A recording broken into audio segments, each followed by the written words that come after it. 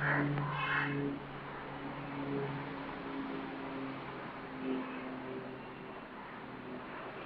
ഒരു വീഡിയോയിൽ ഇയാളുടെ ഇരുത്തത്തിൽ എന്തെങ്കിലും ഒരു പന്തികേട് നിങ്ങൾക്ക് തോന്നുന്നുണ്ടോ? ഇയാളെ ഇരുത്തം ഒരു മോശമായ രീതിയിലുള്ള ഇരുത്തമാണ് എന്ന് നിങ്ങൾക്ക് തോന്നുന്നുണ്ട് എന്നുണ്ടെങ്കിൽ ഒന്ന് കമന്റ് ചെയ്യുക. എനിക്ക് തോന്നുന്നുണ്ട്. കഴിഞ്ഞ ദിവസം നമ്മളെ പഴയ സഹോദരൻ ഒരു ബീഹാരി അമ്മക്ക് ഇൻസ്റ്റാഗ്രാമിൽ അയച്ചു തന്ന വീഡിയോ ആണ്. സുഹൃത്തെ, നമ്മളെ നാട്ടിലും ഇപ്പൊ ഇതൊക്കെ തന്നെയാണ്. ഇത്ര കേസുകളാണ് കൂടി കൂടി വരുന്നതെന്ന് പറഞ്ഞിട്ട് വിട്ടെന്നതാണ്. ഇപ്പോൾ കഴിഞ്ഞ ദിവസം ഉത്തരേന്ത്യ മേഖല ബീഹാറിൽ നടന്ന ഒരു സംഭവമാണ്. ചുരുക്കി പറഞ്ഞാല് ഇതാണ് ഇപ്പൊ അവിടുത്തെ ഒരു വിഷയം. ചുരുക്കി പറഞ്ഞാൽ ഈ നമ്മളെ നാട്ടിലൊക്കെ ദിനം പ്രതി ഇത്തരത്തിലുള്ള കേസുകൾ ഇങ്ങനെ കൂടി കൂടി വരികയാണ് അല്ലേ?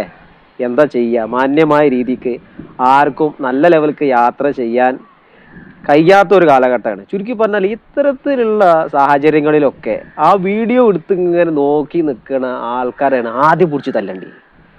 എന്തുകൊണ്ട് ഇത്തരത്തിൽ മോശമായ പ്രവർത്തികൾ കാണുമ്പോൾ അന്നേരം ഡയറക്റ്റ് പ്രതികരിക്കുന്നില്ല?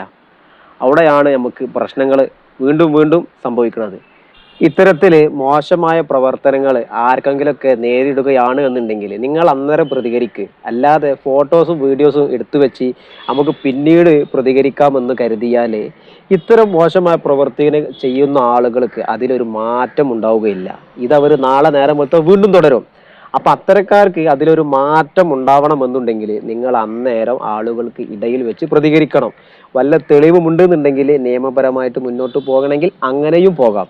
അല്ലാതെ അന്നേരം നിങ്ങൾ എതിർത്ത് സംസാരിക്കാതെ അവരെ വിട്ടാൽ നാളുകളിൽ അവർ ഇത് വീണ്ടും തന്നെ തുടരും. അതാണ് അതിന്റെ സത്യം. ഏതായാലും നമുക്കൊക്കെ നല്ല ലെവലൊക്കെ ജീവിച്ചു പോവാൻ ബുദ്ധിമുട്ടുള്ള ഒരു കാലത്താണ് നമ്മളെല്ലാവരും ജീവിക്കുന്നത്.